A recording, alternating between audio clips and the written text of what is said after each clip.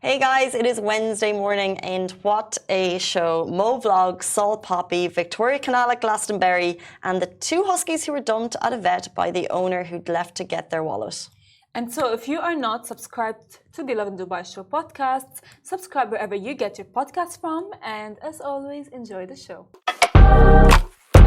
Good morning, Dubai. Welcome back to the Lovin Dubai Show, where we go through the top trending stories. Today, our top story, a former Dubai student gave us goosebumps when she performed with Coldplay at Glastonbury. As well, two Huskies were dumped at the vet by owner who left to get their wallet.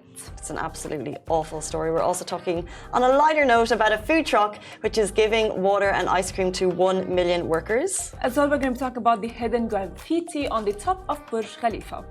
Also, do stay tuned. We are so excited to welcome Mo Vlogs and Salt Papi. They're going to be talking training, fight predictions, and the secret to success before they take on the social knockout, which is a big fight happening this Saturday. So do stay tuned. It's 270 days since the genocide began on October 7 in Gaza. The current death toll stands at 37,925. The number of injured people is 87,141, and 1.9 million people have been displaced from their homes. In today's weather, it is extremely humid. Expect highs of 43 degrees Celsius, but with humidity at 70%, it feels a lot hotter. Yes, it does. It is Wednesday. It is ladies' night. It's a busy time to be in Dubai. Teachers are off schools. It got us talking about date night and first dates and the delicacies of the ethical questions that go along with dating in Dubai. Where did you go on your first date in Dubai? Where would I go? It totally depends on how. It depends on if I've asked the person or if the person asks me. If the person asks me, I would suggest maybe like a walk or something casual. And then the social dilemmas of who pays for the bill. Okay. Right? Yeah. So what I wanted to get to, I had a question. One of the girls came into the office and she said she was on a first date and the guy whipped out the entertainer to pay for it. Cancel. Now, the guy. or the girl who decides to do it, but same. Why? Because, Casey, I don't know. It's like, I feel like it's kind of like a cheap move for a first date. If you guys are together for like a while, fine, that is understandable. Yeah. You know what I mean? That's fine. You know, we all use the entertainer. Everyone does. But for a first date, you're trying to impress the person. So why would you use the entertainer? Would you not be impressed by their economical foresight? No! No! You're thinking, this guy's thinking long term. He's not spending a lot of money on dates because he's got your future in his mind. No, because that's the thing, like, fine. I'll break it down to you guys, and I'll break it down to you as well, Katie. So, the future, you know, if he has me in his future, which is getting married and having kids, that's very long term. I still don't know the guy. We haven't fell in love yet. But don't you want the romance of thinking when you go on that first date that this could be the one? I mean, I wish we lived in such a pink world, but we don't. We don't. I don't know. Entertainer on the first date. If you're watching, drop your thoughts in the comments. Let's get into our top stories of the day. Former Dubai student performs with Coldplay at Glastonbury. This is the one and only Victoria Canal, and what a powerful story to wake up to this morning. The former Dubai student who acknowledged that she was bullied at school for having one arm, but she has shared the most incredible video of the superstar moment on stage with Coldplay at Glastonbury. Pianist Victoria Canal has lived in various countries around the world, including China, Japan, Spain, and the UAE. She has one fully functioning arm, but has proven that impossible is nothing. Following her studies at Gems World Academy, she went on to prestigious music schools around the world. And in 2021, she was signed to Coldplay's label Parlophone Records, and the rest is history. She's extremely talented. And this weekend, if you saw all the Glastonbury videos, this was the one that got one of the most views. She performed with them, wowing the crowds. She played Paradise with them. It is amazing on one of the world's most iconic musical stages. So if you want your dose of Goosebumps this morning. Check it out after the show, because on the show we're going to have Mo Vlogs and Salt Papi, who we're super excited for. But if you want your dose of warmth and happiness, it's so powerful. Coldplay on any stages, and it's so cool to see a former Dubai student up there. So talented. It's just spectacular. I agree with you. Honestly, it makes me happy because I'm a Dubai resident and I'm a huge fan of Coldplay. But I want to shed light on the fact that she actually got bullied and how she handled it. I mean, it's so powerful because a lot of people, she already has something, or like she has only one arm. She's aware of it. She for sure is very sad about it, and maybe she even have moved on to the point where she's like, fine, you know what? I'm not gonna let that control me. She's over it, right? There's a video of her speaking to the news, being like, "This is so irrelevant. I'm like an extremely talented artist."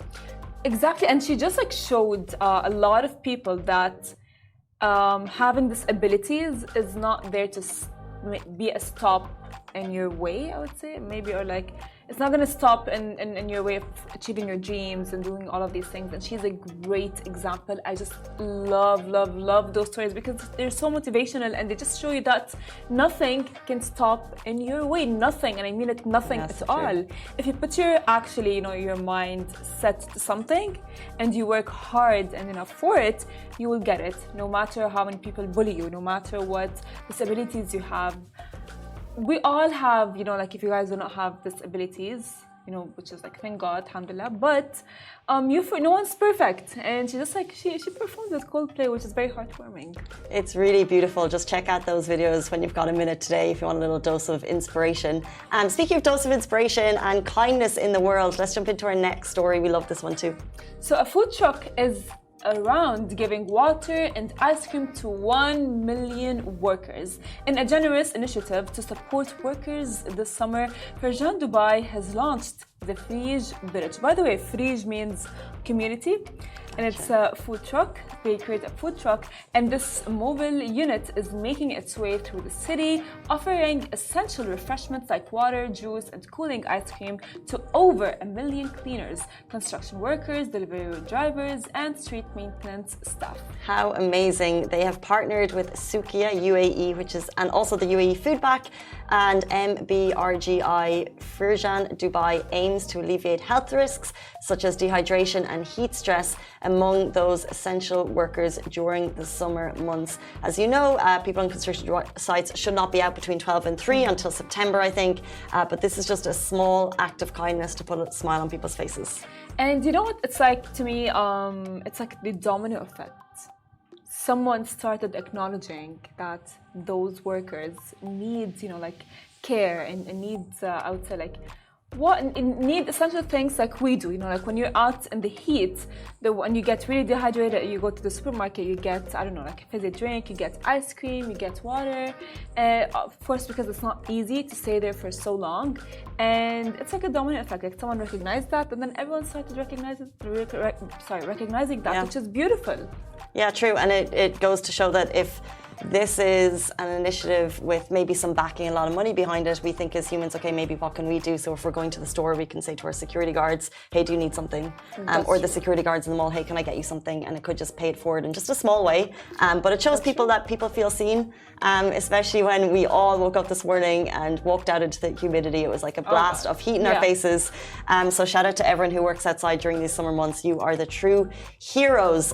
Jumping in to our next story, this one has angered so many people. Now, in a not very nice initiative, 2 Huskies were dumped at the vet by an owner who left to get their wallets, which is very sad, you guys. So 2 beautiful, long-haired Huskies found themselves abandoned at the vet's office under heartbreaking circumstances. Their owner left promising to return after retrieving their wallets, but never did. Now, these gentle souls are in urgent need of a foster home. This is happening as we speak. If they don't get a foster home, they will end up in overcrowded shelters, which are ill-suited to their needs. So if you know anyone at all who can provide them a temporary or permanent home, 2 Huskies together, ideally we don't separate them, please reach out to Lisa at +971 55 123 9182. That number is also on our Instagram page where we shared the story yesterday. And as well, this is a reminder, adopting a pet is a commitment that should not be taken lightly, and this is pissing me off. It's absolutely disgraceful. It is, because sometimes I think people who do that, they do tend to forget that this animal and this dog, whether it's a dog, whether it's a cat, is a soul. And you adopted that pet. You know, you adopted the pet. Maybe a lot of people do adopt pets because for their own emotional needs. It's like, oh yeah, hey, we need an addition to the family. Let's get a pet. And that's like they don't know how to handle the pet, and they're like, fine, we don't want the pet anymore. And if that's how you guys are going to get rid of a pet, do not adopt. So cheeky. You know, we have so many Facebook groups in Dubai, and they are, you know, someone will put a question into it like, I might need help with my dog, I'm going away for a couple of weeks, and the pet lovers in the city will continuously call you out because they see stories like this so often. If you follow the Stray Dog Centre's Instagram accounts, you'll see the tragic stories of people leaving their animals in the desert. In this case, can you imagine someone brought their 2 huskies into a vet and said, I'm going to get my wallet, and left and didn't come back? That's cruel. It's unbelievable. It's inhumane in terms of thinking, I'm just going to let this vet sort it out. I'm going to leave my problem here for you to figure out. Like, how unbelievable. So I think we're sharing the story. We're shocked, but we also want to make sure that using the platform, we do get these huskies a temporary or a permanent home. We know that the shelters are absolutely packed this summer. So anything you can do, if you know a pet lover, if you have space for an animal, if you're able to take one in, do get in touch with Lisa, and her number is on the Instagram's page. Post that we shared yesterday. So the purpose of this is to highlight the story, but also to let's get these doggies a new home. And of course, if you guys want to adopt, as mentioned, please be, you know, like manage. I don't know, like maybe study your circumstances before adopting a dog. Are you able to provide it the life that it deserves? Are you able to take it to the vet? Are you able to get food? Are you able to do all of these things? Do you have the time for it? If you leave the country, are you going to be able to afford to take your baby with you? Let's jump into our next story, 8:42. The hidden graffiti on top of the Burj Khalifa has been revealed. You all know this famous pic of Tom Cruise on top of the Burj Khalifa. Well, are you aware of the man who scribed his name beneath it? A clever creator spotted something on the Burj Khalifa and the internet is positively shook. Content creator at Kotuk has spotted some signatures at the very top of the Burj Khalifa, and the internet is agog with the revelation. He said Sarish left his signature and dated it around the time of the Burj Khalifa was constructed, leading us to believe that Sarish is one of the men who helped construct this great building. So everyone's asking, who is Satish? What was he doing scribing it? I mean, like, can we just say graffiti is not cool, you know, as in, I think it's like, it's vandalism, right? It's vandalism to put on top of the building. But I think that the wild thing about this story is we have all seen this photo a million times. Like, it was part of the announcements for when Tom Cruise did one of the missions. No one zoomed in that much. No one zoomed in. What? Like, I mean, honestly, I'm just like thinking, like, my God, like, what kind of like a mind does it take, this content creator, to zoom in and talk about it? Which is really, I would say, impressive. I mean, so this is some hardcore investigative journalism. Yeah. To be honest with you. However, you know, of course, you know, like writing and all these things on like buildings is not okay. Of course, you know, like you do, like I know maybe I'm not from the older generation, but I am aware of the fact that, you know, like 2 people who are in love, they go like on the tree, like, oh, Farah and Casey. Yeah. Love. And then it's like you do that when you're 15 and you really are in love. Are you really in love? It's like when people get tattoos of their partner's names and they're only dating, and you're thinking, that's embarrassing. I know a lot of people who have gotten tattoos when they were like younger and now regret it and have to undergo a very, by the way, painful experience of lasering it. So I don't, but we cannot laser that from. I would Burj say, Khalifa. I would say they can. You know? I would say that will be, once this is out, it will be a serious paint job to get. It's the top of the Burj Khalifa. The pinnacle of Dubai. It's absolutely beautiful. It's my favorite building in the world. And someone was cheeky enough to write their name on it. Get it off. That's true. And by the way, if whoever wrote their name there, I really hope Amar does not come for you. 8:45 on Wednesday morning, guys. We are so excited to welcome stars of the Social Knockout, which is coming to the Coca-Cola Arena this Saturday. Yes, we are. Mo Vlogs and Salt Papi are going to be on this show very shortly. After this break, do stay tuned. Back to the Lovin Dubai show. The gloves are off. Today's guests are Mo Vlogs and Salt Papi, two huge social media stars. They are entering the ring at the Social Knockout 3 this Saturday at Coca-Cola Arena. Tickets on sale now. Hey guys, welcome to the show. Hello, thank you for inviting us. Thank you so much for being here. That is a loud noise outside. I have to ask, YouTubers and mornings usually don't mix. Is that a wrong stereotype? We're exhausted right now. Yeah. We just woke up on the way. I was training like last night as well, so it was kind of hard. Mo told me I had to wake up 7 o'clock, and I had to do it. Yeah, it's not a normal start for us, you know. Well, we appreciate you being here, especially you, Mo, because I think we all saw the video that you shared last week on social when I think your muscles had contracted. Yeah, how are you doing? I think it was a dehydration in the face. I don't know if it was the muscles. I think a lot of people thought it was like a Snapchat filter. I think it looked so bad. It just didn't look like it could even be real. But yeah, I think it was a crazy allergy mixed with dehydration from just training so much. And then my face just suddenly went. And what a wild time for it to happen, because we know that this thing, Social Knockout, there's a lot of training going into it for both of you. But to give your fans and also kind of newbies to it an idea, what is happening this Saturday? Take it away. First thing, I'd like to thank Tam Khan, TK MMA, and Social Knockouts for giving me this opportunity. It's going to be a hell of a fight. On Saturday night, I'm ready. I just fought last month, and I'm ready to fight again.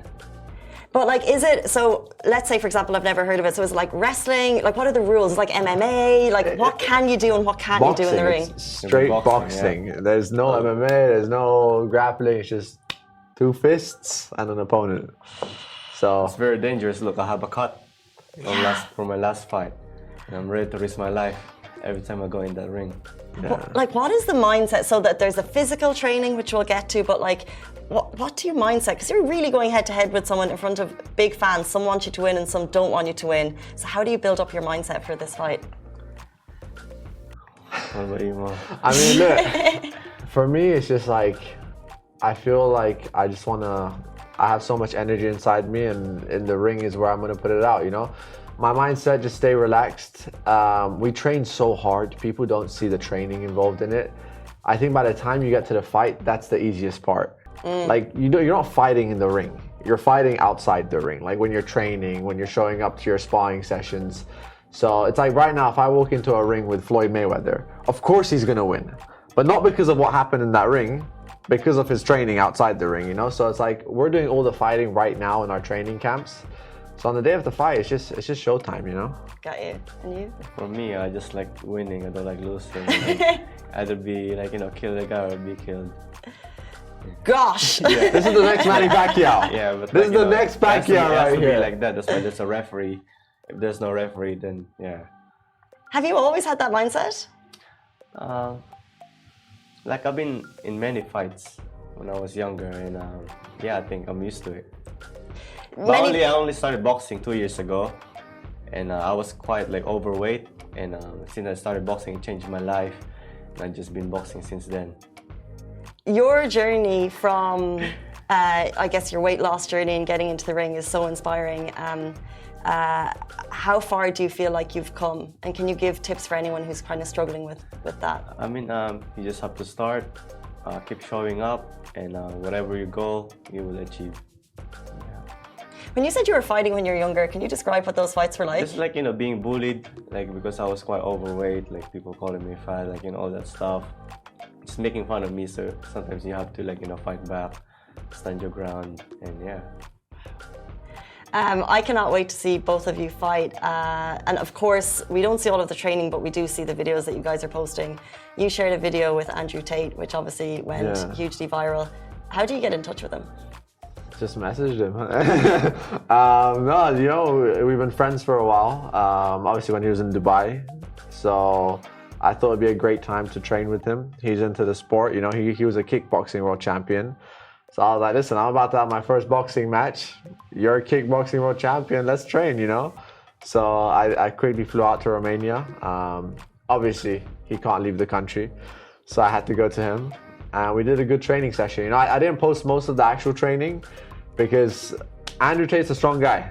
He definitely, you know, he made me like bleed if you saw in the end of the video. I never showed those punches because, you know, I'm going to show my best. But he's a big guy. He's like 94 kilos. So yeah, I went and trained with him, and I think I learned to get punched in the face. So gosh, like you're right, he is a strong guy, and like you'll know he can't leave the country, and he calls himself a misogynist. Like, what do you think of him personally? Look, he's a friend of mine. Look, I judge people on when I meet them and how they are when I see them. So if I meet someone and they're amazing to me, I don't care what people say about them on social media, you know. I judge based on what I see and what you know. Lots of people look at me online and say, Mo is this, and Mo is a bad human being, and he's so arrogant, and he's rude.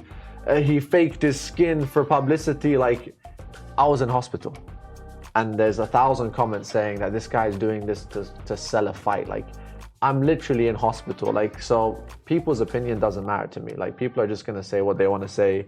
They're gonna spread hate because they don't like you, because they're either jealous or they can't achieve things that maybe you've achieved. So same going back with Tate, you know. I met the guy, he's been great to me, so that's what I'm going to judge him off. Can you both share tips on how you get that mindset of I'm a fighter, I'm a winner? I mean, it's a lot of training. You just have to, like, you can just go there and fight. You have to go through like loads of training, sparring, and like feel like you're doing, like, you know, so you can do like what you train for inside the ring. You can't just like go there and fight. I don't think so. Yeah, I think the difference is like, it's just, you have to want it. Yeah. You just have to want it. Like, I can't pay you to want it. There's people that don't show up to our training sessions. And the coaches, fighters? Yeah, there's fighters that don't show up on time. They don't push themselves. You know, the coach just says, listen, I'm not gonna push you. It's either you want it or you don't. So it's like, when you go there and you give it your all, that's on you, you know? Like, I can't know if he's pushing to his limit or not. Like, I can't, it's his body, you know? So, I don't know, maybe we have issues that we're trying to heal, you know? Maybe we're mental, maybe we're crazy, I don't know. Maybe we are. I just feel like you have to be self-motivated. Nobody's gonna motivate you more than you. Yeah. That's what it is, yeah. There's being a winner and being a fighter is one thing, but there's that, like, people maybe who are struggling with weight and people who just can't get to that gym that first time. Like Mo, like this video is wild. Like, you're clearly training, but like, what's that tip you give to people to like get out of bed today? I think you just have to accept, like, you know, like that you need to change. You need to be like me. I did it because I wanted to be healthier. I wanted to look good, like on pictures. Like, you know, I wanted to fight and look good at the same time. That's what, like, you know, motivated me. Yeah. You know, I think whatever God wants for you, you know, I think eventually, if it's meant for you, it's going to come. You know, obviously you should try and put your foot forward and do it. But, you know, trust in God. He'll make that path for you. These, the videos that you share go so viral. So in the lead up to this fight, there was like the flower throwing and stuff. Like, people say, is this fake? What's actually going on between you and your fighters behind the scenes? Like, what's the real stuff? I mean, look, I had an opponent, you know, you just go to a press conference, and I think, look, when you go to a press conference, like, you know there's going to be a mess. Me personally, I thought to even, you know, like, maybe slap my opponent, you know, but I was like, you know, it's not for me.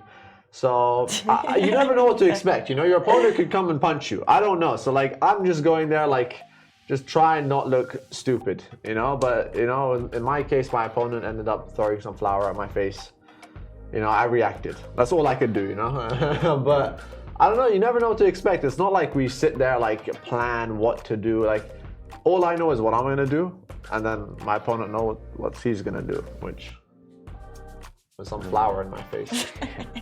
But you know, I'll bake that cake on the day with that flour. Of course. Yeah. What's going to happen on fight night? Do you guys have predictions for the other fighters, like Abdu Razik? What are your thoughts on him in the ring?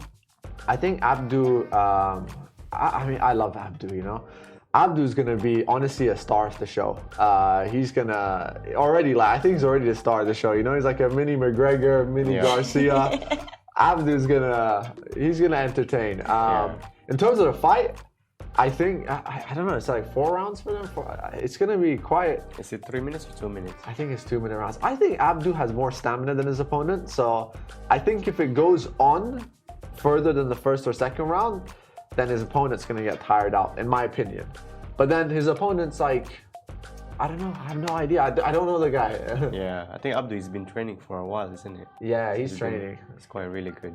We're trying to get in touch with them for interviews, and it's like he's training from this time. He's McGregor. You can't. good to go. You can't get an Abdu interview right now. That's it. Prices are up.